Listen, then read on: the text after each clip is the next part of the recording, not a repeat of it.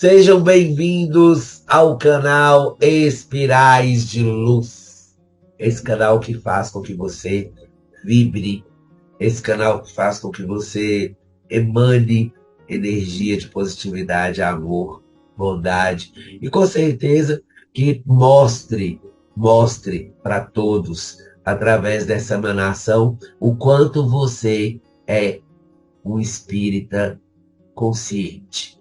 Porque é dentro dessa consciência que a gente continua as nossas palestras sobre o Código Penal da Vida Futura. E hoje trazendo a parte 4. Lembrando, gente, que está incluído no livro Céu e Inferno da Codificação de Allan Kardec. Hoje a gente vai estudar do 19º ao 28º, são 9 códigos, tá? E isso tudo, lembrando também que Kardec não teve a intenção de situar Deus na condição de juiz ou executor dessas leis. Ele é o criador da lei do progresso, onde as ações dos homens são as consequências que vão gerar as consequências óbvias nesta ou em outras vidas. Ok? E vamos lá, porque a gente tem muita coisa para falar. Hoje eu começo no 19º código falando assim: como o espírito conserva sempre o seu livre-arbítrio, melhora às vezes de maneira lenta, e sua obstinação no mal é bastante tenaz. Pode persistir nessa situação durante anos e séculos, mas chega sempre um momento em que sua teimosia em desafiar a justiça de Deus se abate diante do sofrimento, e então, malgrado a sua fanfarronice, ele reconhece o poder superior que o domina. Desde o momento em que manifesta as primeiras luzes do arrependimento, Deus o faz entrever a esperança. Nenhum espírito está na condição de nunca se melhorar.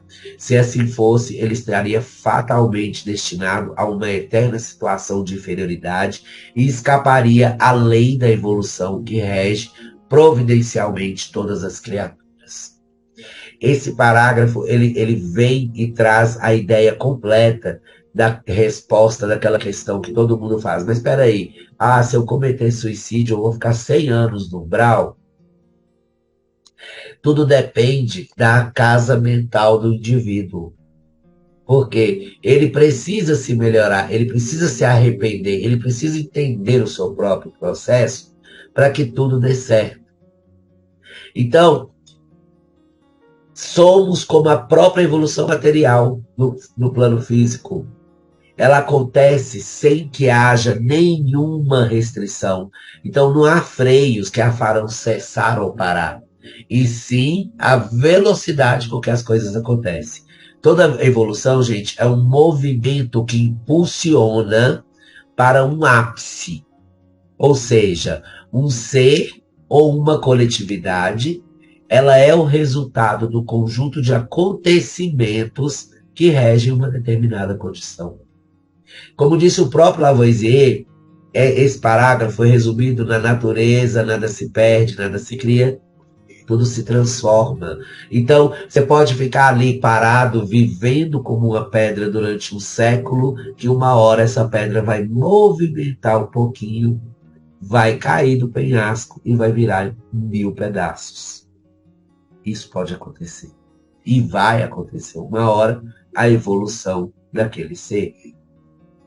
No 20º código nós temos: sejam quais forem a inferioridade e a perversidade dos espíritos, Deus jamais os abandona. Todos têm o seu anjo da guarda que vela por eles, vigia as expansões da sua alma e se esforça para despertar-lhes bons pensamentos, desejos de progredir e de reparar numa nova existência o mal que tenham feito. Não obstante, o guia ou o protetor age na maioria das vezes de maneira oculta, sem exercer nenhuma pressão. O espírito ele deve melhorar-se pela força de sua própria vontade e não por força de qualquer constrangimento. Ele deve agir bem ou mal em virtude do seu livre-arbítrio, sem ser fatalmente empurrado num sentido ou no outro. Se fizer o mal, sofrerá suas consequências enquanto permanecer no mau caminho. Desde que dê um passo em direção ao bem, sentirá imediatamente os seus resultados. É interessante essa parte, porque Deus jamais abandona os seus filhos, sejam ele quem for. Ah, aquele Lázaro lá que cometeu os crimes. Deus não abandonou o Lázaro. E nem vai. Deus vai continuar olhando por ele. E vai continuar observando aquele espírito do outro lado após o desencarne, em que patamar ele se encontra para evoluir. Da observação desse texto, nós temos: seria errôneo acreditar que, em virtude da lei do progresso, a certeza de chegar cedo ou tarde à perfeição e à felicidade pode ser um encorajamento a permanecer no mal, esperando arrepender-se mais tarde. Primeiro, tire isso da cabeça, porque o espírito inferior não vê a possibilidade de um fim para a sua situação. Toda inferioridade vai estender, através da ansiedade, aquele problema o máximo que ele puder. Segundo ele, o artífice da sua própria desgraça acaba por compreender que dele depende fazê-la cessar, e que quanto mais persistir no mal, mais longa será a sua infelicidade, pois o seu sofrimento durará sempre, se ele próprio não lhe puser um termo. Esse seria, de sua parte, um cálculo errado com o qual se enganaria a si mesmo. Se, pelo contrário, segundo o dogma das penas irremissíveis, toda a esperança lhe fosse negada, olha isso, ele não teria nenhum interesse em retornar ao bem, pois isso não lhe daria nenhum proveito. Então, perante esta lei, cai igualmente a objeção referente à presciência. Gente, Deus, ao criar uma alma, sabe realmente se, em virtude do seu livre-arbítrio, ela tomará o bom ou o mau caminho. Sabe que ela será punida se praticar o mal, mas sabe também que esse castigo temporário é um meio de levar a compreender o seu erro e de a fazer entrar no bom caminho, ao qual cedo ou tarde chegará. Então, segundo a doutrina das penas eternas, não é a doutrina espírita, Deus sabe que a alma falirá, e assim ela já está previamente condenada às torturas sem fim. Então não é bem assim. Gente, é simples. Não há mal que dure eternamente. Assim como não há pessoas que fiquem eternamente na maldade. Tudo vai cessar e atingirá o máximo, a luz. É nessa hora que a gente compreende a necessidade do véu do esquecimento. Se um Hitler reencarnar, e todo mundo souber que ele é Hitler, a população vai lá e lixa e mata. Mata o bebê. Porque a população do mundo, ela age, em primeiro lugar, não por justiça, mas por vingança disfarçada de justiça. Ah, ele me roubou, eu quero que ele pague por isso. A ação e reação é uma lei natural. Se você enfia o dedo na tomada, você toma choque. Mas ninguém pediu para você enfiar o dedo na tomada porque você cometeu algo errado com alguém. Você enfia o dedo na tomada porque você é uma criança que não sabe o que está fazendo e vai tomar um choque. E vai aprender com isso. Ou seja, toda dor gera um aprendizado. Isso é importante saber. Nesse momento, vamos para o 21º código, que ele fala assim: cada um só é responsável pelas suas próprias faltas. Acabei de falar sobre isso. Ninguém sofre penalidades pelas faltas alheias, a menos que para isso tenha dado algum motivo, seja provocando-as pelo seu exemplo, seja deixando de impedi-las quando podia fazê-lo. É o que a gente chama de falta de caridade invisível, né? A pessoa que não pratica nem o bem nem o mal.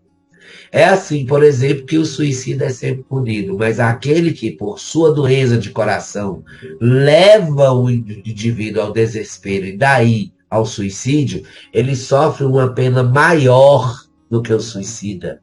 Exatamente. Nem sempre o ato consumado pelo outro é totalmente responsabilidade de suas escolhas. Assim como temos alguns espíritos que nos influenciam e nos acompanham para o nosso bem, temos também aqueles que estão ao nosso redor querendo a nossa falha, a nossa infelicidade e a nossa estagnação. E isso pode acontecer tanto com as influências espirituais, quanto na própria matéria enquanto encarnados. Gente, aquela pessoa que instiga o outro a desistir da vida, ela tem uma culpa com o mesmo teor, ou talvez tenha mais responsabilidade em estimular o outro a cometer o ato, do que o próprio que irá cometer a autoviolência. Porque esse que vai cometer a autoviolência, ele pode estar passando, ele pode ter um distúrbio, ele pode estar passando por um processo de depressão, ele pode estar passando por várias etapas hipersensibilizado. Então, o hipersensível, se você vai lá e dá um tapa no braço dele, ele te revida com um murro, né? Então, a gente tem que tomar muito cuidado com o que falamos e com o que estimulamos nas pessoas com nossas palavras e atitudes. É nesse pensamento que a gente chega no 22º código, que fala que, embora a diversidade de punições seja infinita, existem as que são inerentes à inferioridade dos espíritos e cujas consequências, salvo algumas nuances, são mais ou menos idênticas. A punição mais comum entre os que são sobretudo apegados à vida material e negligenciam o progresso espiritual consiste o quê? Na lentidão com que se processa a separação da alma e do corpo e, portanto, nas angústias que acompanham a morte e o despertar na outra vida, na duração das perturbações que podem então durar desde meses até anos. Entre os que, pelo contrário, tendo uma consciência pura, identificam-se durante a vida corpórea com a vida espiritual e libertam-se das coisas materiais, a separação é rápida, sem dificuldades e o despertar aprazível, sendo a perturbação quase inexistente. É muito importante que a gente entenda que a matéria que nos é dada, que nos é fornecida em vida, é um empréstimo. Tudo isso vai ficar aqui. É importante a gente entender que posse a gente só tem do nosso espírito, das nossas escolhas e da nossa vontade. O restante vai ficar tudo aqui. E, gente, se você observar esse código, isso explica o que acontece com a maioria dos espíritos que ainda alimentam o materialismo enraizado em sua essência. Vou contar isso para vocês entenderem, para vocês começarem a trabalhar isso em vocês. Ao desencarnar, os materialistas tendem a sentir todos os processos de desligamento do espírito do corpo. Ou seja, a deterioração do corpo, as dores, o inchaço, toda aquela sensação, gastura, a sensação de não poder respirar, tudo isso ele sente. Podendo até ficar mais tempo alcançando o período de decomposição do corpo no caixão. Ele pode ficar lá dentro do caixão, dentro do corpo, por um tempo, porque materializou muito a própria vida. Para se evitar esses imprevistos, o melhor a fazer é alimentar o nosso espírito de esperança durante a vida na matéria e no momento, principalmente no momento do desencarne, e tentar desligar o pensamento de todas as coisas materiais que vão ficar no plano físico e de todas as questões de uma vida que vai ficar para trás. Você já está desencarnando. No 23º código, a gente fala um fenômeno muito frequente entre os espíritos de um certo grau de inferioridade moral consiste em se acreditarem ainda vivos após a morte. E essa ilusão pode se prolongar durante anos, através dos quais eles experimentam todas as necessidades, todos os tormentos e todas as perplexidades da vida. Olha, se por um lado nós temos um materialista que não quer abandonar o corpo físico e que pode correr o risco de desencarnar e ir ser enterrado, o espírito vai enterrado com o corpo, sente toda a putrefação do corpo físico, sente a dor, sente o desgaste. E quando ele nota que ele está ali decompondo-se, ele nota que ele já está desencarnado. É a hora em que ou o arrependimento ou a consciência plena vão fazer com que ele se liberte daquela situação. Mas ele só vai conseguir fazendo isso fazer isso se ele se arrepender. Um outro fenômeno é a credibilidade. É aquele espírito que ele tem e não tem consciência que está morto. Porque ele vai conversar com as pessoas, ele vai tentar tocar as pessoas, beijar as pessoas. E aí é nessa hora que a erraticidade é aquela região, aquela zona energética que paira na atmosfera do planeta e que é habitada pelos espíritos que nem foram para o umbral e nem foram para as colônias. Eles convivem conosco nessa atmosfera. Essa erraticidade ela se torna uma morada de muitos espíritos que ainda vivem dentro do espectro materialista, mesmo sendo ignorados pelos viventes. Eles ainda acreditam estar vivos e vão viver todos os processos de forma intensa, de tal forma, por acreditarem nisso, irão se limitar dentro da vida espiritual e se prender a muitos processos obsessivos energéticos dentro dessa psicosfera. É incrível. Eles vão passar por situações terríveis. No 24º código, a gente encontra que para o criminoso, a visão incessante de suas vítimas e das circunstâncias do crime é um suplício cruel.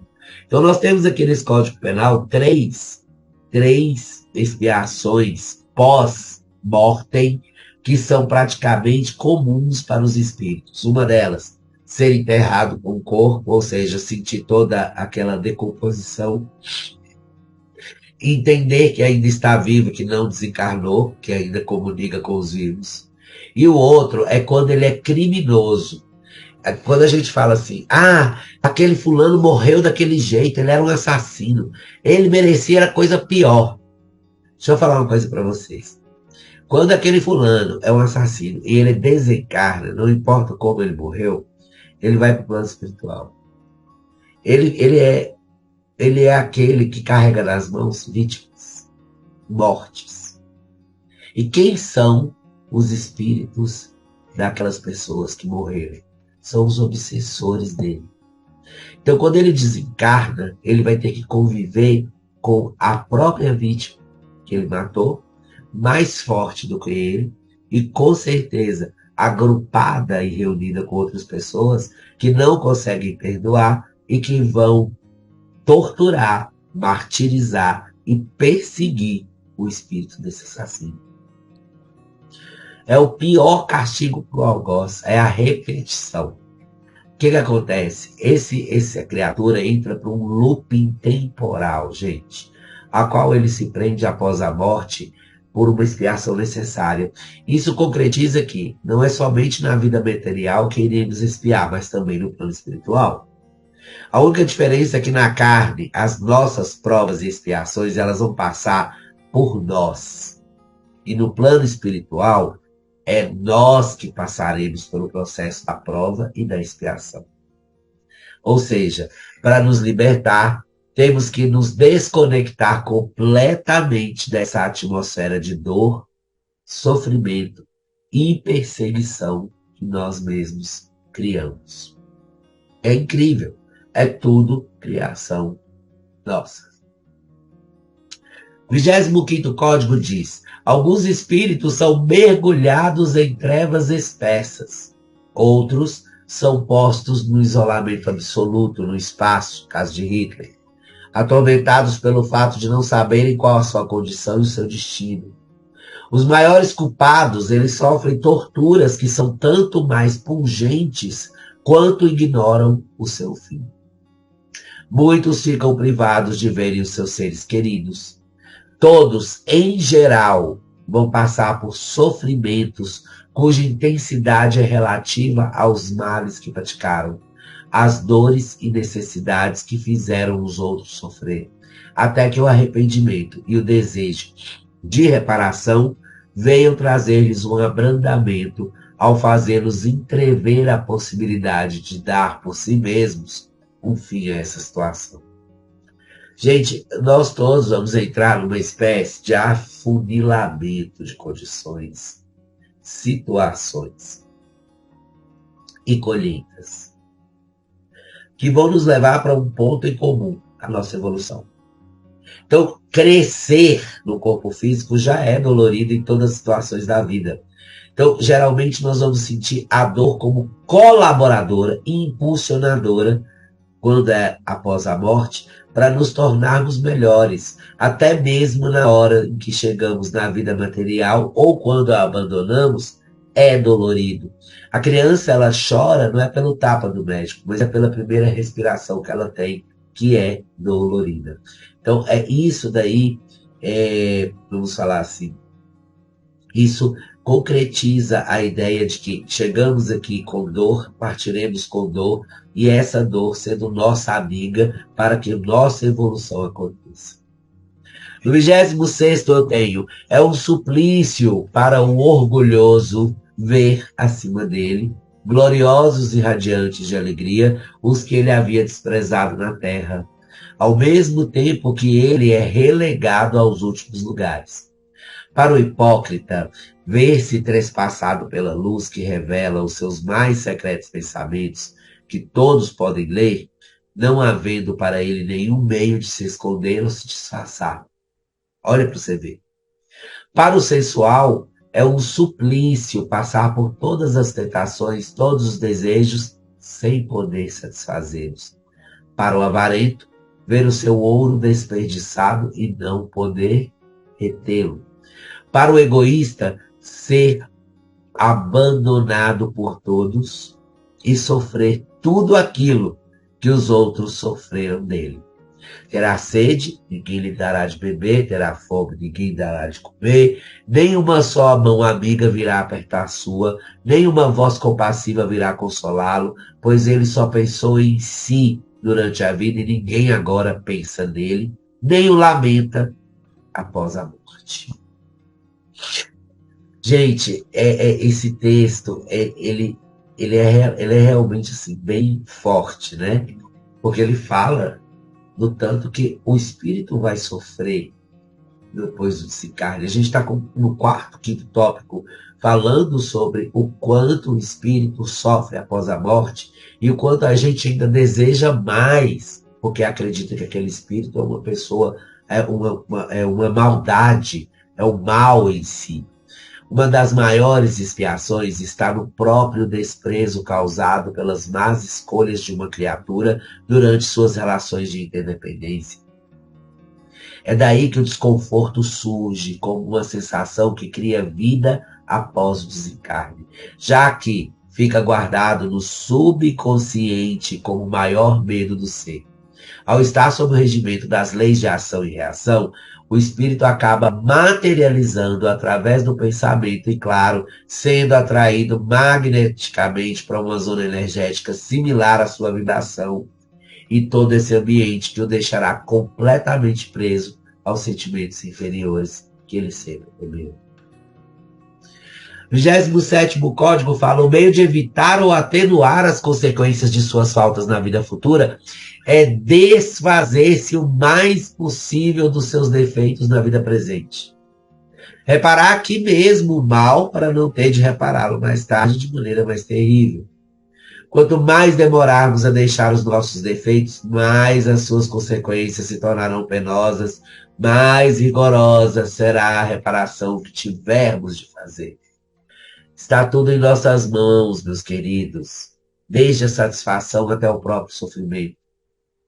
Se ainda resistimos em mudar algo em nós mesmos e insistimos em sempre afirmar que estamos certos, acabamos por cair na mesmice de cometer os mesmos erros, sejam eles na vida espiritual, sejam ao retornar à vida na matéria, até que em algum momento a gente vai conseguir perceber a nossa vã insistência. Isso é ruim. Para encerrar essa palestra de hoje, 28º, a situação do espírito desde a sua entrada na vida espiritual é aquela que ele mesmo se preparou durante a sua vida corporal. Mais tarde, outra encarnação lhe é concedida para expiar e reparar a anterior, passando por novas provas. Mas ele a aproveitará em maior ou menor grau, segundo o seu livre-arbítrio. Se não a aproveitar, terá um trabalho a recomeçar e cada vez em condições mais penosas. Dessa maneira, aquele que muito sofre na terra pode dizer que tem muito a expiar. Os que gozam de uma felicidade aparente, malgrado seus vícios e sua inutilidade, pagarão caro numa existência posterior. Foi nesse sentido que Jesus disse: bem-aventurados os aflitos, porque serão consolados. Evangelho segundo o Espiritismo, capítulo 5. Para encerrar, eu acho que a frase mais certa seria: e cada um será dado segundo suas obras. Portanto, sejamos melhores a cada dia que passa.